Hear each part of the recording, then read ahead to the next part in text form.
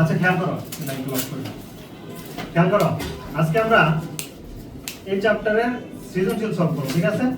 এই চ্যাপ্টারের 7টা লেকচারে আমরা মোটামুটি সব থিওরি সলভ করছি, সব থিওরি আমরা আলোচনা করছি। আজকে এই চ্যাপ্টারে সৃজনশীলগুলো আলোচনা করব। এখন এই চ্যাপ্টারের সৃজনশীল আলোচনার আগে পুরো চ্যাপ্টারের যত টপিক ছিল সব ফর্মুলাগুলো আমি রিপিট করতেছি। 10-15 মিনিটে সবগুলো একটু আলোচনা করে নিই, তাহলে আমাদের ধরতে সুবিধা হবে। আচ্ছা বলো, এই চ্যাপ্টারের একদম প্রথম দিন আমরা কি করছিলাম? তড়িৎ চুম্বকীয় আবেশ, মনে আছে না? প্রথম দিন করছিলাম তড়িৎ চুম্বকীয়। সবাই খাতায় লিখো, খাতায় বের করো, খাতায় লিখো। সবগুলো ফর্মুলার সামনে থাকলে সৃজনশীল সলভ করতে সুবিধা হবে।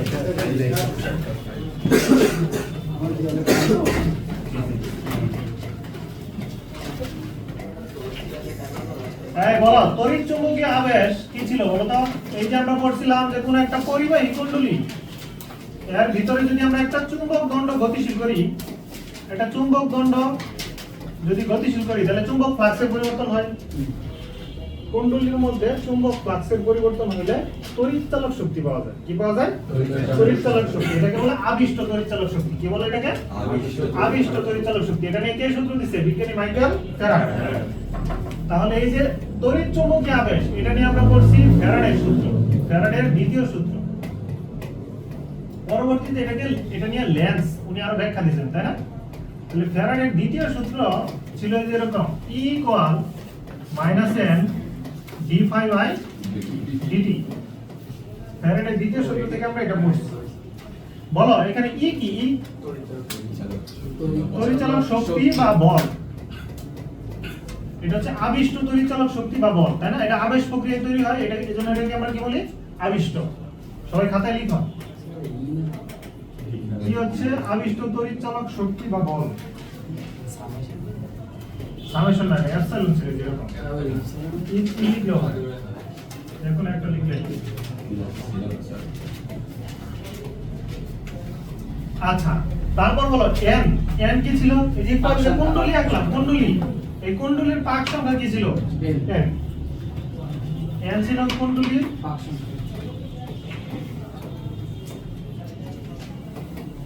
পাক সংখ্যা। তারপর বলো এই যে d∅dt, d∅dt কি ছিল? সময় সাপেক্ষে চৌম্বক ফ্লাক্সের পরিবর্তন, তাই না? সময়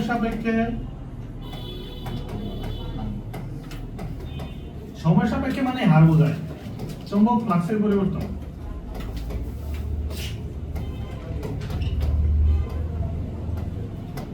সময় সাপেক্ষে চৌম্বক ফ্লাক্সের পরিবর্তন। আচ্ছা এই যে d∅dt, খেয়াল করো তো, এটাকে আলাদা করে যদি আমরা এরকম বলি d∅dt, d∅dt দ্বারা বোঝায় t এর সাপেক্ষে ফাই এর অন্তরীকরণ। সবাই একটু বলে থাকো তো, এই যে যদি আলাদা করে বলি ddt দ্বারা কি বোঝায়? t এর সাপেক্ষে ফাই এর অন্তরীকরণ, তাই না? তাহলে এটাকে এরকমও লিখতে পারি আমরা, বা নাই বুঝে থাকো সময়টা, t এর সাপেক্ষে ফাই এর অন্তরীকরণ। আচ্ছা যদি ফাইটাকে আলাদা করে বলি, রাতো বলো ফাই কি? Sir phi is equal to L. Phi এটার নাম কি? রাশিটার নাম কি? হ্যাঁ, চৌম্বক ফ্লাক্স। ফাই ছিল চৌম্বক ফ্লাক্স, ফাই হচ্ছে চৌম্বক ফ্লাক্স। চৌম্বক ফ্লাক্সের ফর্মুলা কি? Phi is equal to L. Phi হলো বি এ cos থিটা। স্যার এল ছিল অন্য আরেক জায়গায় ছিল। ফাই হলো কি ছিল? বি এ cos থিটা। ও এটা প্রথম দিকে আছে। ডায়োডের যে ডায়োড না জানা তো সক্রিয় আবেশের বেলায় ছিল। আচ্ছা এটুকু ক্লিয়ার না আমাদের কাছে? লিখতেছো না কেন? এই সবার খাতা চেক করবো কিন্তু, লিখো, খাতায় লিখো। পরবর্তীতে আমরা পড়ছি সক্রিয় আবেশ। এটা এবি কোশ্চেন। সক্রিয় আবেশ খেয়াল করো,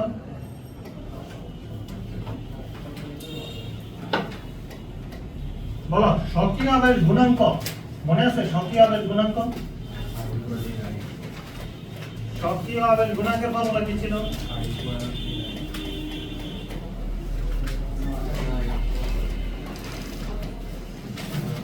L = 5/I, তাই না?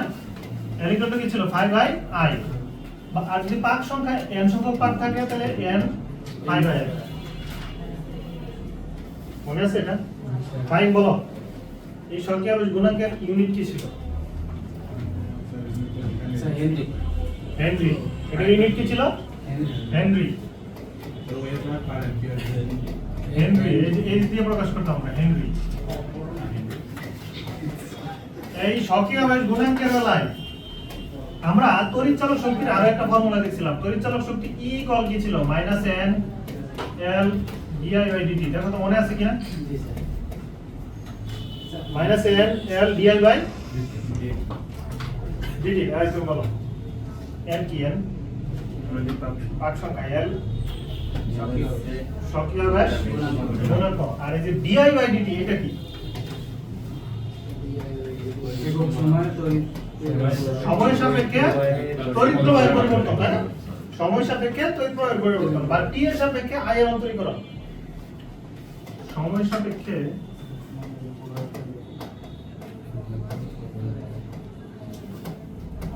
তড়িৎ প্রবাহের পরিবর্তন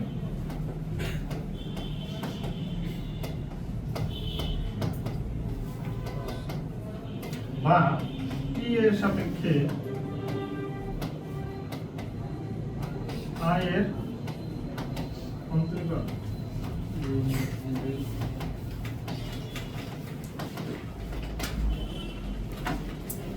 আচ্ছা স্বকীয় আবেশের পরে আমরা পড়ছিলাম পারস্পরিক আবেশ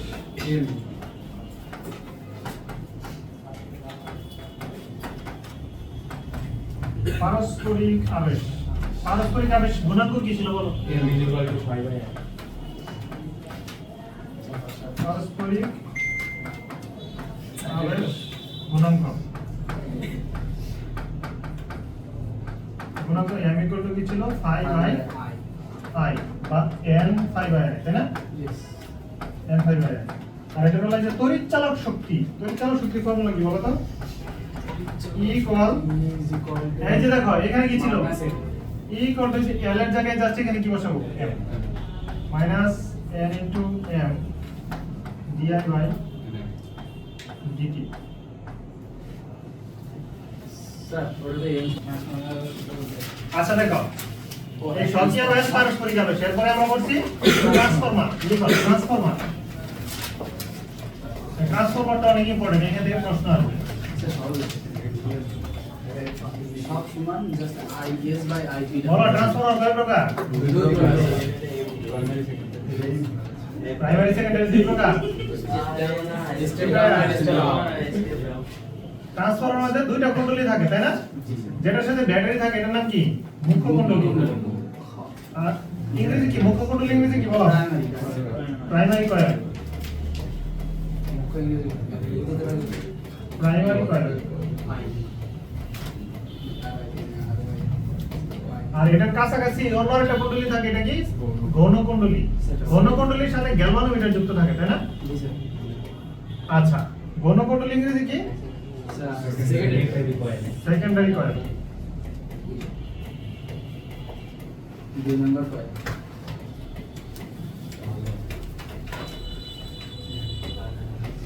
এখন দেখো খেয়াল করো এই যে মুখ্য কুণ্ডলী এইটার যে পাক সংখ্যা এটা হচ্ছে np প্রাইমারি কয়েল তাই না আর এটা হচ্ছে কি ns মুখ্য কুণ্ডলীর চেয়ে গৌণ কুণ্ডলীর পাক সংখ্যা বেশি হলে এটা বলে স্টেপ আপ ট্রান্সফরমার আর মুখ্য কুণ্ডলীর চেয়ে গৌণ কুণ্ডলীর পাক সংখ্যা কম হলে এটা কি স্টেপ ডাউন ট্রান্সফরমার ঠিক আছে স্টেপ আপ আর স্টেপ ডাউন এখন এইখান থেকে তিনটা ফর্মুলা মুখস্থ রাখবো আমরা স্টেপ আপ স্টেপ ডাউন দুই প্রকার আর এখানে তিনটা ফর্মুলা মুখস্থ রাখবো দেখো এই যে এখানে EP by ES EP by ES সমান কি NP by NS NP by NS RP by RS মনে রাখবেন EP বাই ES সমান হচ্ছে IS by IP IS by IP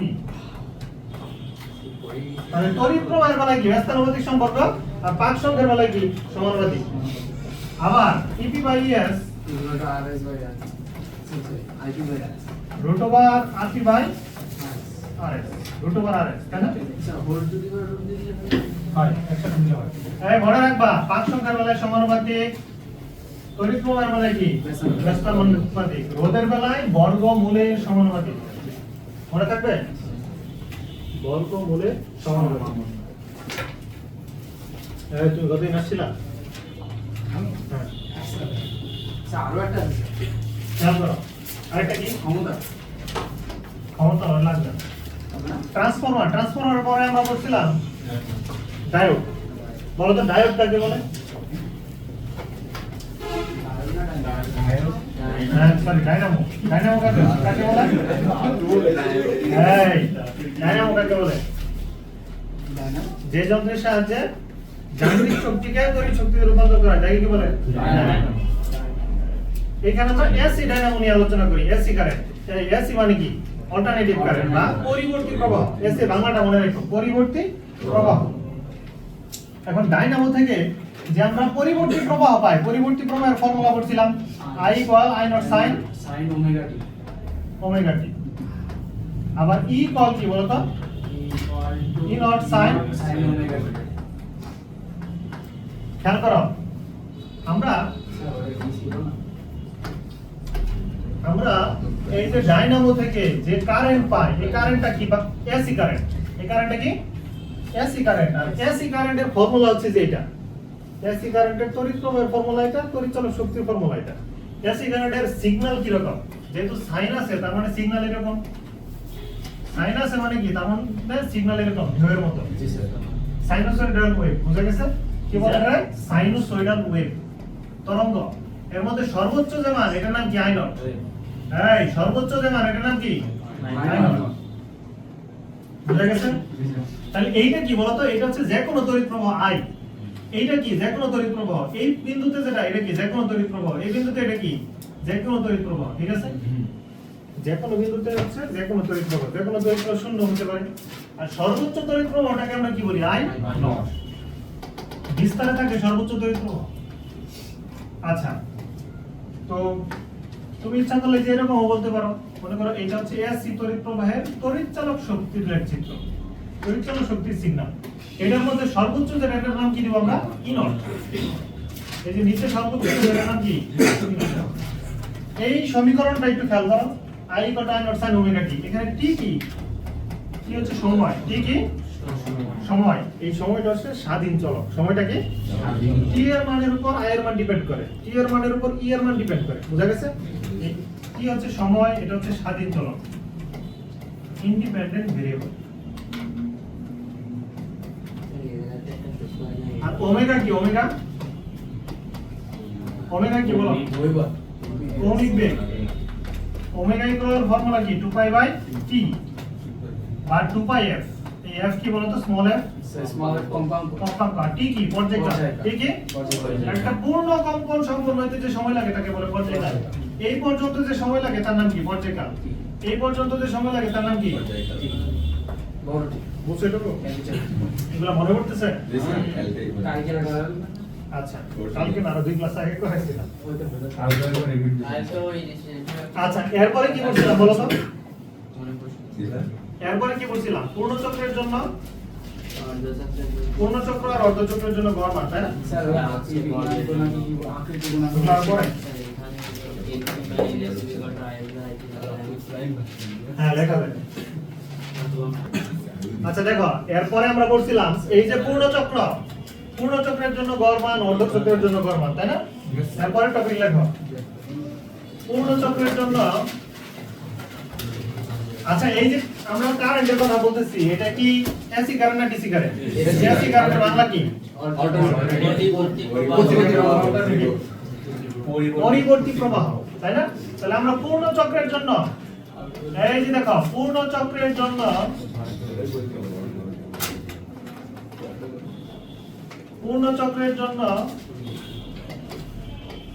পরিবর্তী প্রবাহের গড় মান বের করব। পরিবর্তী প্রবাহের গড় মান।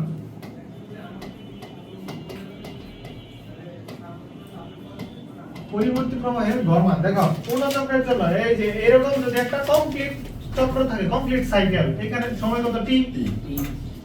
এইটার জন্য যে আমরা গড় মান বের করি, তড়িৎ চালক শক্তির গড় মান দেখো কত আসে? 0। কারণ উপরে যতগুলা তড়িৎ চালক শক্তি পাওয়া যায়, নিচে ঋণাত্মক ততগুলা মান পাওয়া যায়।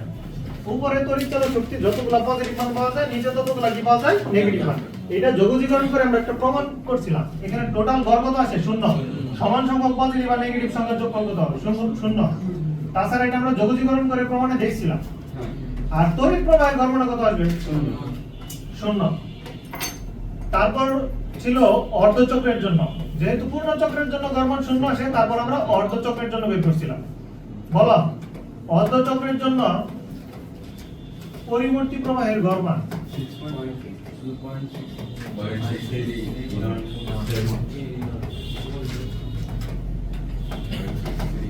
খেয়াল করো, অর্ধচক্র মানে কি? এই যে এরকম একটা চক্র ছিল, তাই না? এই যে এরকম, এখানে কি t/2। অর্ধচক্রের জন্য যে টাইম, এটা কি ছিল? পর্যায়কালের অর্ধেক, t/2। এইটার জন্য e বার এর গড় মান কত ছিল? 0.63 e0, মনে আছে না? আর i বার কি ছিল? 0.63 i0। এই ফর্মুলা মনে থাকতে হবে। স্যার ওটা অ্যাকুরেট সিক্সে আসে না। হ্যাঁ, দেখো কত আসে অ্যাকুরেট? স্যার অ্যাকুরেট কোনো মানে আসে না স্যার। এখানে সর্বোচ্চ যে মান, এটার নাম কি ছিল? e0। সর্বোচ্চ মানটার নাম কি ছিল? e0। আর তড়িৎ প্রবাহের বেলায় সর্বোচ্চ মানটার নাম কি ছিল? i0। বুঝা গেছে? স্যার ওটা 2 ডিভাইডেড বাই 5 হয়েছে। এই ওইটা ক্যালকুলেটরে বসে এই মানটা আসে। 2/π মানে হচ্ছে এই। তারপর আমরা বলছিলাম পূর্ণ চক্রের জন্য, খেয়াল করো, আমরা এরপর করছিলাম পূর্ণ চক্রের জন্য বর্গমূলীয় গড় বর্গমান। এই বর্গমূলীয় গড় বর্গমানকে আমরা শর্টকাটে কি বলি? আরএমএস, তাই না?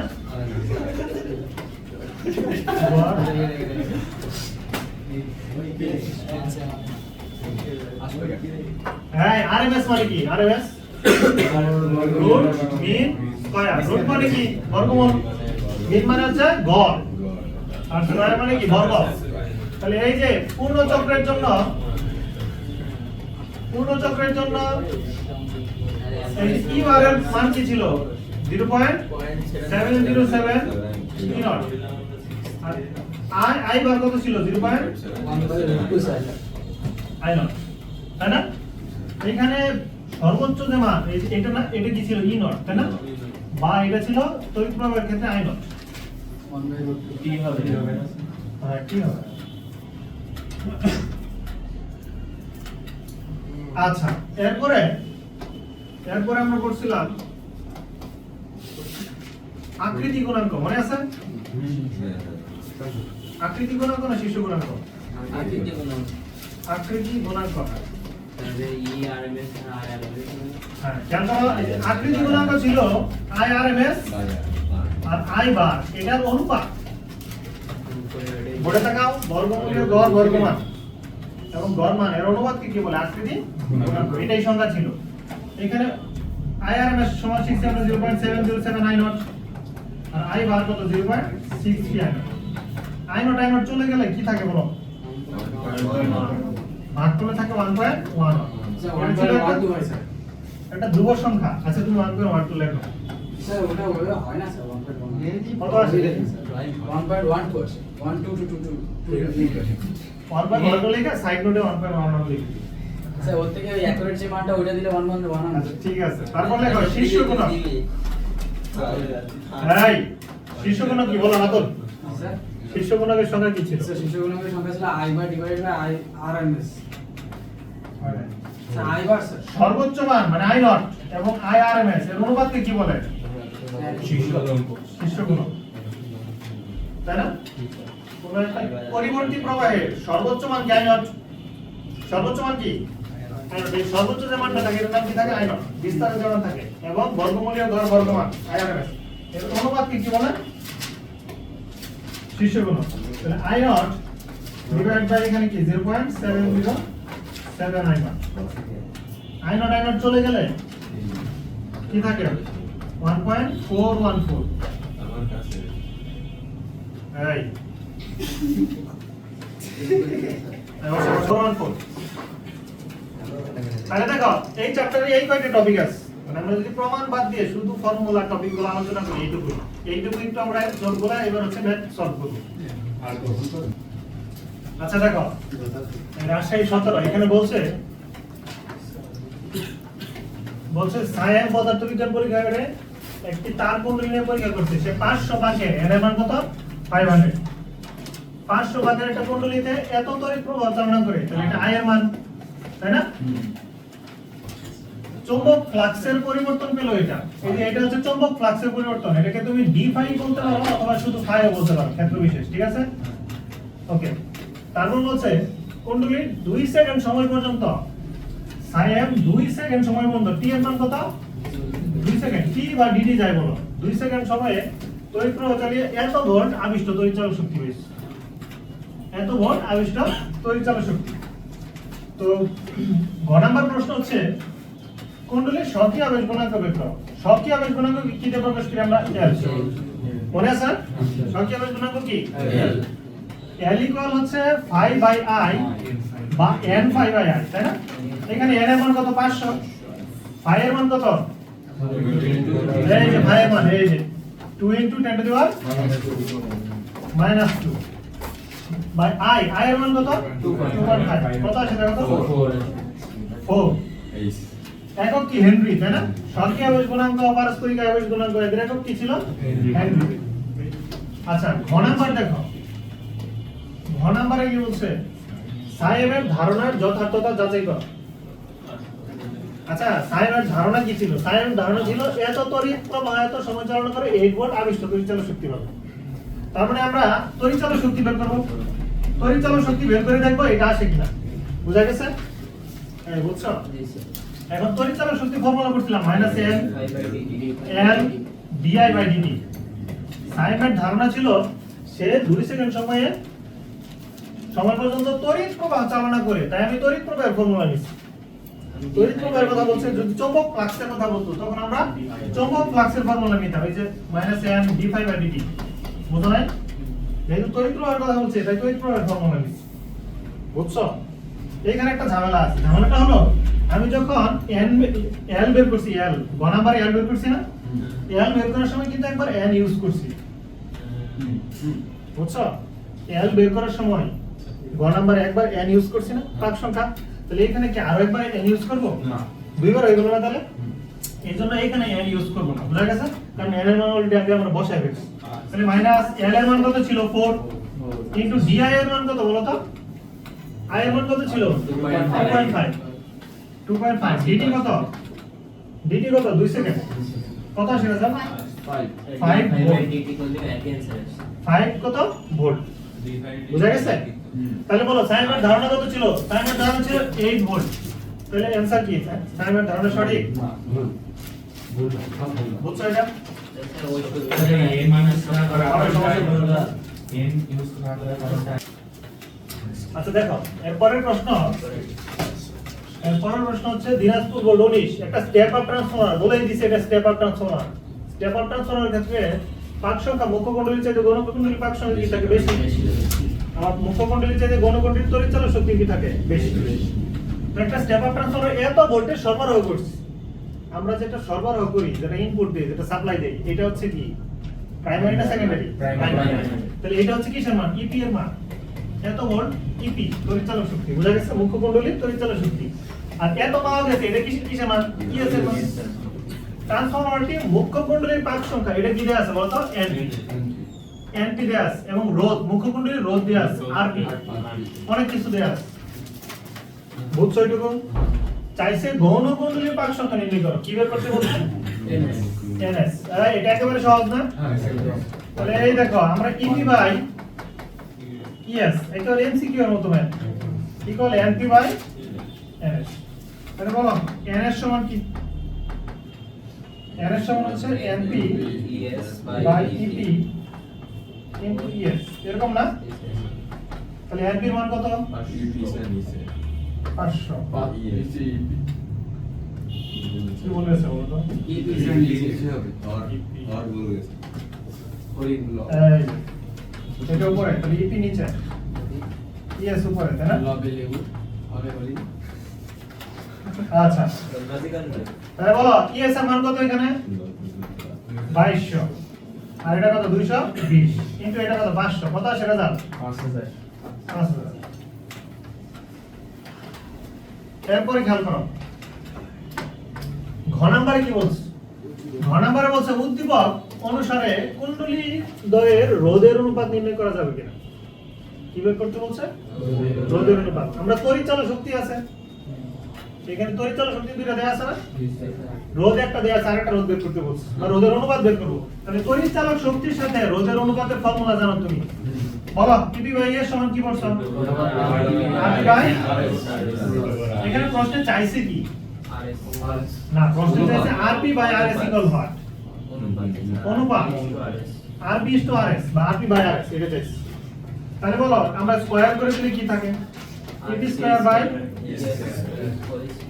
Equal to RP by RS তাহলে ফাইনালি আরপি বাই আরএস কত থাকে বলো 1:100 এই যে উপরে হচ্ছে 2200 স্কয়ার বাই নিচে কি 220 স্কয়ার তাহলে কত থাকে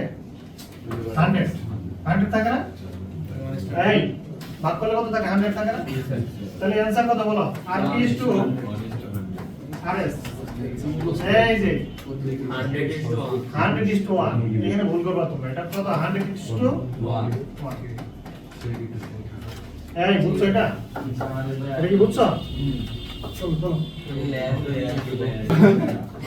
আচ্ছা দেখো এখানে ভুল হয়েছে এই যে আমরা এখানে ইপির মান কত ছিল 220 ইপির মান কত 220 আর ইএস এর মান 2200 এটা বসাও তাহলে উপরে হচ্ছে 220 আর নিচে হচ্ছে 100 হোল স্কয়ার তাহলে 1/100 আমরা কি বসাবো 1:100 ঠিক আছে এই 1:100 মনে থাকবে আচ্ছা অন্য একটা ম্যাথ দিচ্ছি দেখো এই ম্যাথটা সলভ করো দেখি দাঁড়াও এটা না অন্য একটা এটা করো এটা চট্টগ্রাম 19 আচ্ছা দেখো এখানে বলা হচ্ছে একটা ট্রান্সফরমার মুখ্য কুণ্ডলীর প্রযুক্ত প্রবাহ মাত্রা বোর্ডে তাকাও এই যে মুখ্য কুণ্ডলী এটা প্রবাহ মাত্রা ডিরেক্ট না দিয়ে ওরা সমীকরণ দিয়ে রাখছে তাই না এটা মুখ্য কুণ্ডলীর প্রবাহ মাত্রার সমীকরণ এখন প্রবাহ মাত্রা যে আই এটা টি এর উপর ডিপেন্ডেন্ট এইখান থেকে তুমি আমাকে বলো এখানে আই নট এর মান কত 5 আই নট এর মান হচ্ছে 5 কোথেকে পাইছি আমরা ওই যে I equal I naught sin omega t এটা হচ্ছে পরিবর্তী প্রবাহের ফর্মুলা এখানে আই নট এর জায়গায় কে আছে 5 ওমেগার জায়গায় কি আছে ওমেগার জায়গায় কত 100 পাই ওমেগার জায়গায় কত 100 পাই ঠিক তো চলো তাই না আচ্ছা তারপর বলছে গৌণ কুণ্ডলীতে প্রাপ্ত ক্ষমতা দেয়া আছে এই যে ক্ষমতা মুখ্য কুণ্ডলীর ক্ষমতা পিপি আর গৌণ কুণ্ডলীর ক্ষমতাকে কি দেবো পিএস তার মানে এখানে আছে পিএস এর মান এবং গৌণ কুণ্ডলীর রোধ দেয়া আছে আরএস এর মান দেয়া আছে সেকেন্ডারি কয়েলের রেজিস্ট্যান্স দেয়া আছে এইটুকু ইনফরমেশন আসবে বুঝছো ঘ নম্বরে বলছে মুখ্য কুণ্ডলীর কার্যকর প্রবাহ মাত্রা কত আমরা এই যে পূর্ণ চক্রের জন্য প্রবাহ মাত্রা শিখছি পূর্ণ চক্রের জন্য গড় প্রবাহ মাত্রা কত 0 আমরা অর্ধ চক্রের জন্য প্রবাহ মাত্রা শিখছি অর্ধ চক্রের জন্য গড় প্রবাহ মাত্রা কত 0.63 আই নট আবার পূর্ণ চক্রের জন্য আরএমএস ভ্যালু শিখছি বর্গমূলীয় গড় বর্গমান এটা কত ছিল 0.707 আই নট মনে রাখবা একটা পরিবর্তী প্রবাহের কার্যকর প্রবাহ মাত্রা হচ্ছে আরএমএস কার্যকর প্রবাহ মাত্রা কি আরএমএস মানে বর্গমূলীয় গড় বর্গ যে প্রবাহটা এটাই কার্যকর বুঝা গেছে এখন আমাকে চাইছে মুখ্য কুণ্ডলীতে কার্যকর প্রবাহ মাত্রা নির্ণয় করো তাহলে দেখো মুখ্য কুণ্ডলীতে কার্যকর প্রবাহ মাত্রা বের করার আগে আমরা এরকম বলবো যে I = I naught sin omega t এর সাথে তুলনা করে পাই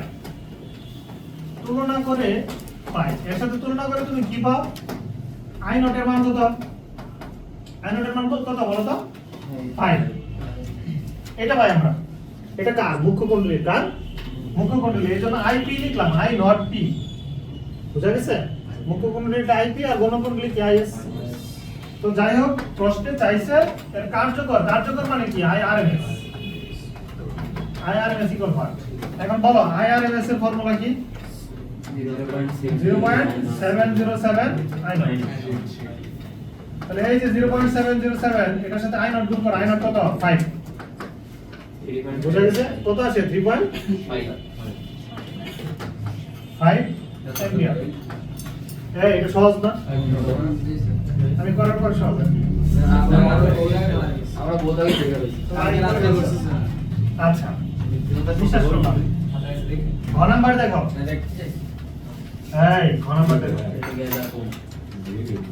ঘ নাম্বার বলছে গাণিতিক বিশ্লেষণের সাহায্যে ট্রান্সফর্মারের প্রকৃতি বের করো ঘ নাম্বার বলছে গাণিতিক বিশ্লেষণের সাহায্যে ট্রান্সফর্মারের প্রকৃতি এখন দেখো ট্রান্সফর্মার আমরা জানি মুখ্য কুণ্ডলীর চেয়ে গৌণ কুণ্ডলীর পাক সংখ্যা বেশি হলে স্টেপার তড়িৎচালক বেশি শক্তি বেশি থাকলে কি স্টেপার মুখ্য কুণ্ডলীর চেয়ে